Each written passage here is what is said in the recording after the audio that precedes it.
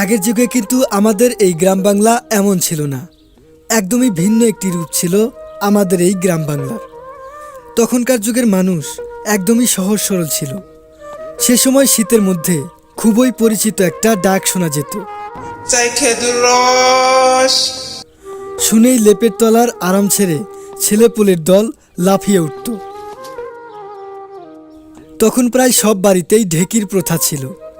পিঠের সময় ঢেকিতে চাল গুঁড়ো করা হতো। মেহমান আসলে রাতভর পিঠাপুলি বানাতো বৌঝিরা। সে যুগে বিনোদনের তেমন কোনো মাধ্যম ছিল না। মানুষকে বিনোদন দেওয়ার জন্য দেখা যেত ছোট্ট একটা বাক্স নিয়ে প্রায়ই হাজির হয়ে যেত বাইস্কোপওয়ালা। সেই থেকেই বিনোদন শুরু। দূর দূরান্ত থেকে চলে আসতো ফেরিওয়ালা। সবুজ শ্যামল এই বাংলার ভিতর দিয়ে বয়ে গেছে আঁকাবাঁকা নদী, চলছে পালতোলা নৌকা। শোনা যেত সেই গানগুলো।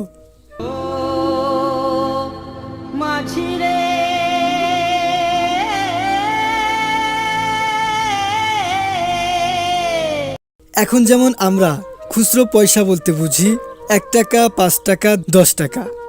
আগে কিন্তু পয়সা বা মুদ্রার প্রচলন থাকলেও দৈনন্দিন কাজে বিনিময়ের মাধ্যম ছিল কড়ি।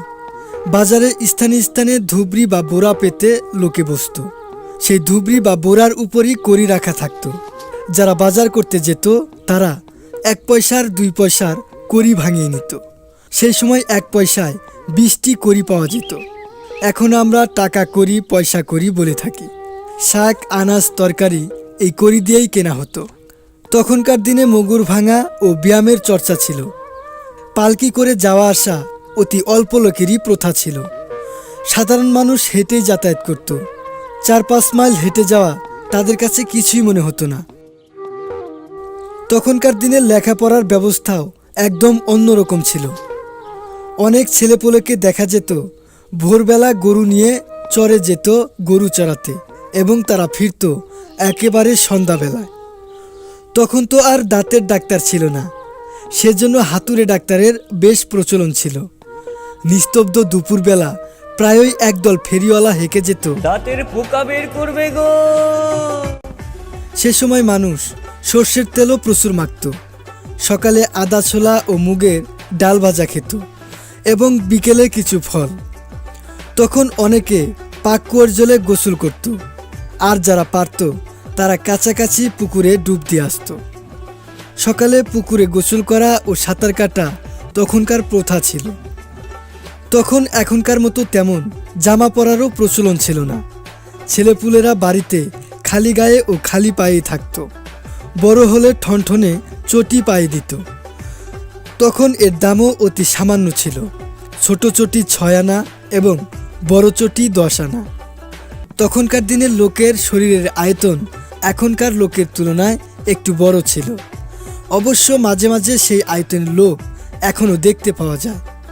তখনকার দিনের অধিকাংশ মানুষই ভাত খেত। গ্রামের লোকেরা দিনে 2.5 পোয়া চাউলের ভাত খেত। রাত্রে আধসের চালের ভাত, সেই অনুযায়ী তরকারি। অনেক লোকের বাড়িতেই তখন গরু ছিল, সেজন্য দুধটাও পাওয়া যেত। না হলে গোয়ালাদের বাড়ি থেকে দুধ আসতো, সেও আবার সস্তা, 1 টাকায় 10 থেকে 16 সের।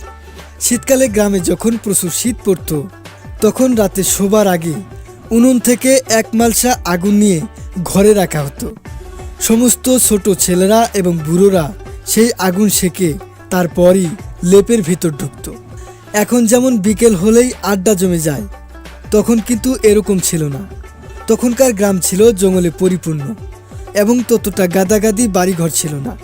তখন প্রায় বেশিরভাগ ঘরই ছিল ছনের তৈরি। বর্তমানে প্রযুক্তি উন্নত হওয়ার কারণে ট্রাক্টর দিয়ে জমি চাষ করা হয়, কিন্তু তখনকার দিনে গরু মহিষ দিয়ে হাল চাষ করা হতো। কোথায় গেল সেই সোনালী অতীতগুলো? এখন শুধু সেগুলো অতীত।